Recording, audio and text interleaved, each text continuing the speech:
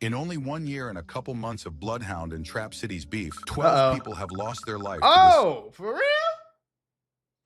Just 12 people in 1 year in just 2 sets, folks. That's senseless crazy. war. But things escalated That's even more when crazy. Lil Jeff was killed. We're going to be talking about how the Bloodhounds killed an Opps get back for Lil Jeff, but also would double back and kill the Opps sister, who was a mother of 3 kids. We all know how the beef between Trap City and Bloodhound started. After almost a decade of these two hoods being locked in, one day Lil Jeff would ask to borrow Trap City Carter's chain, which is worth $80,000. A couple days go by, and Lil Jeff would go ghost and stop answering their calls and would be acting weird. Fast forward, a couple days later, they would be able to get in contact with Lil Jeff, and he would go on to explain how he got in a high-speed chase and lost the chain, but still has the pendant. He even went as far as scratching himself up to make the story more believable. Trap City would feel like they got backdoored and would start spinning ever since then. My thing is, my only question is, and this is just a genuine question, if you Lil Jeff, the roughest, toughest body catching blicker crash out man of your time, why you had to do some conniving? Why you couldn't just steal it? If you're gonna rob him, why you couldn't do it the gangster way? If that's you for real. The first person to die in this war was Lil Jeff and Q50's older cousin, Bloodhound Z Money. Ever since then, it's been bodies dropping left and right. Fast forward a year later, June 8th, 2024, Lil Jeff, Q50, and 2 other Bloodhound members went to go slide on Trap City's block. It was broad daylight, but that wasn't stopping nothing. Bloodhound Lil Jeff would catch Trap City Glenn outside. An op he tried before, but unfortunately for Jeff, Glenn had survived. This time, Lil Jeff wanted to make sure he got the job done. Bloodhound Lil Jeff would hop out the car and start chasing Trap City Glenn. Glenn would run inside the closest house he can find. Oh, that's who he was chasing? House would end up being none other than the Demon Slayer himself, Trap City Rob. Rob would come outside with a Glock, and Lil Jeff would be hit 19 times in the chest. As all this was happening, Bloodhound Q50 was scared to push, leaving Lil Jeff to solo duo the mission. As Jeff was getting Q50 would slip and fall after getting caught off guard, witnessing his right-hand man getting shot. He heard them blicks going leaving off. Lil Jeff to solo duo the mission. As Jeff was getting Q50 would slip. He heard them blicks going off and did the cheerleader split.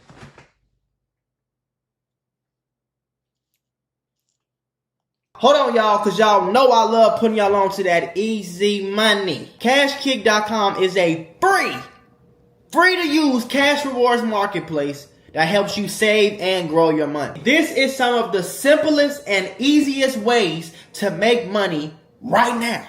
All you have to do is play mobile games on your phone and you can earn up to $500 per deal. Now remember, I said CashKick.com is free to use, so they will never, ever, ever ask you to send them any type of money. Signing up is super easy. All you need is an email and a password. Once you sign up, all you have to do is download your first offer and start making money. Now your offers and reward amounts can change at any time. So that means you can download a game on your phone, play it for long enough, make $500 on one day, and the next day you can download a whole nother game, play it for long enough, make $300. Next day, same thing. This is some of the easiest money I can tell you about right now. And again, you can earn up to $500 per deal. So this is what I need you to do. Go to cashkick.com, make you an account, activate your account. Make sure you turn on allow tracking on your phone so that the app can actually track how much you're playing the game and earn you some of the easiest money you can make. Y'all can't say I ain't never did nothing for you. Skate. You feel me though? He out there dancing like a Jabberwocky. You feel me? He got scared. He said, oh, he slipped.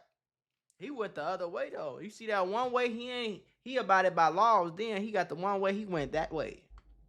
And fall after getting caught off guard, witnessing his right-hand man getting shot. He would get back up and make a run for it back to the car to drive off, leaving Lil Jeff to bleed out. That ain't the gangster thing. That's disappointing to us, bro, because we thought you was the roughest, toughest, savage, right-hand man, the blicker, the killer, him, the demon slayer himself. We thought you was Grim Reaper himself, folks. Boy, where you going? A real gangster gonna go out with his homie if that's what it is. They all at the car.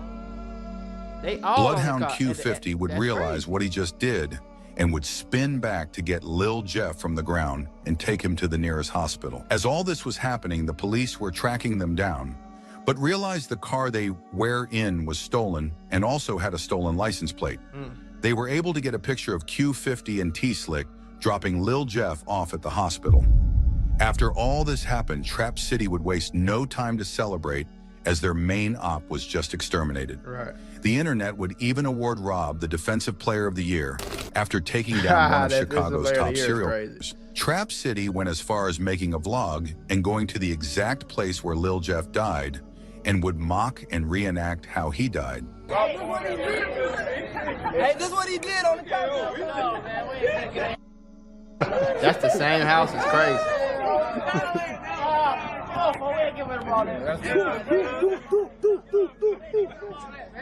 The person that was trolling Somebody tried to calm him down. He said, "Come on, y'all, we ain't finna do all that." the most was Trap City Carter. He was trying Since to go Lil viral. Jeff took his chain, the hate he had for him was beyond normal. He would be dissing Lil Jeff in the vlog and laugh at Bloodhound, telling them to get back on the score. He was trying Clips to go of this viral, interview though. would be That's why he previewed on messed up, Instagram before it was dropped. And it would go viral, leaving the Bloodhounds looking like some created players that just got the belt put on them.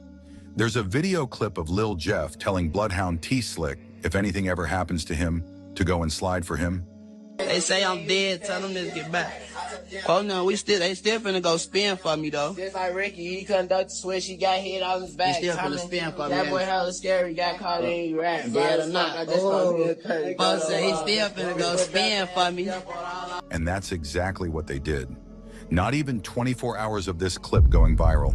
24 Trap City hours, Carter would be and That's Bloodhound crazy to me. Q50 and all the other Bloodhound members would take it to Instagram and hint how they got back for Bloodhound Lil Jeff and that the ops can't troll them anymore. On the way back, I had to catch us a hat. Trap City down till they get back. I'm talking about, cause it's a pack, he should never lack. I heard his call photo to the dome, get called back, you won't make it back home. Caught it again, traffic looking down at his phone. Lil Pool did Z9, Lil Pool gone. Even Rel Vert, who was once close with Carter and can be seen in multiple videos together, would go on to diss him. 67, y'all act just like new 83rd, folks. You doing all this rap bapping like y'all really doing what y'all doing, folks. Man, hey, look, listen, folks. Y'all know what's to Lil Jeff. Y'all know about my shorty, man. Y'all know what he do. He was punishing all. And we really wanted that, man. My road past Fat Rob so many times. This one no points, no bucket. It's a lame. Could never hang with us. You know that, D. But you saying he a lame and could never hang with you and he wasn't no points and all that, but nobody is a lame, bro. Like, you know what I'm saying? Like, we all mean at the end of the day. What you thought he was finna let Lil Jeff run in there because he was Lil Jeff? At the end of the day, you trying to say all this, but he's still the one who unalived Joe homie who supposed to be the Grim Reaper. And what does that prove? That proved that ain't none of us bulletproof. So let's just chill the hell out. Because it can happen to any of us. That's what I be saying. But y'all don't be trying to listen to a player.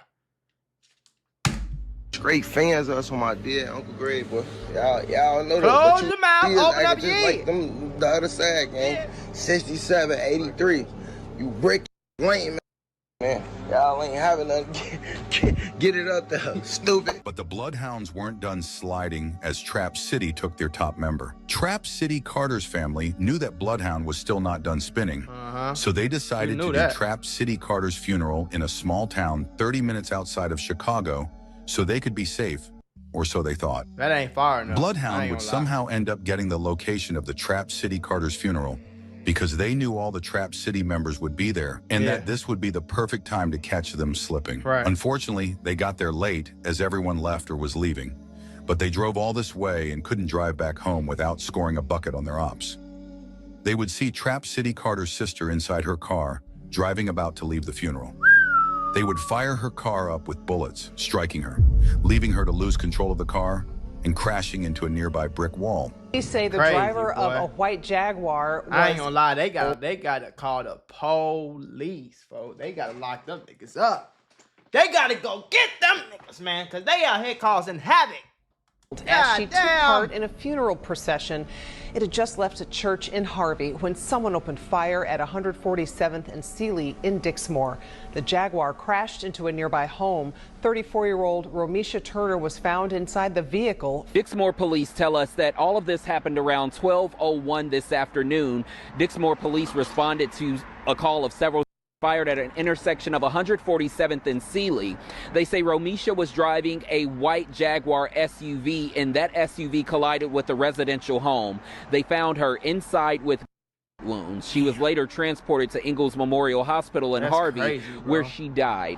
Police say that she was part of a funeral procession that just left St. Mark's Church in Harvey, just about a block away from where this block took away. place. I mean, they probably watched her get in the car.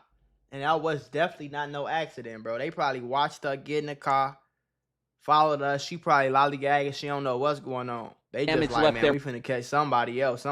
You feel me? Behind at that scene on 147th and Sealy, you can My see thing is, why y'all ain't go back to y'all ops crib and just camp out right there and do that to them? Why you gotta do it to the innocent sister? Shows some tire marks in the grass. You can still see that there's a lot of damage to this homeowner's property as well. And I think one of the saddest things that you find there still left behind is Romisha's shoe. She would be pronounced dead on arrival. Trap City Carter's sister was a 34-year-old mother to 3 beautiful young ladies. She lost her life in this senseless a war that started over something pathetic. Like a chain. Now the internet would already know this was Bloodhound's work because they would make it insanely obvious. As they would put it in songs and rap about exactly what happened. That boy, he shouldn't have allowed this to pack. He not coming back. Oh my dad, cuz. I up the 6, then went back to the rack. I know that I was mad, like how the I did that. It's probably bro. Usually the kids and women are considered out of bounds in the streets. Usually. But I guess the rules are different here in Chicago. Let us it know ain't just Chicago. Don't do that now. All these YNs out here tweaking, gang. All up. They just in Dallas. They just unalive Shorty daughter, Lil Ronnie Dollar. Don't do that now. Everybody crazy. I don't know what done happened, gang. This is why I said my ass in the house, because y'all don't know how to act, folks. Y'all don't know how to act.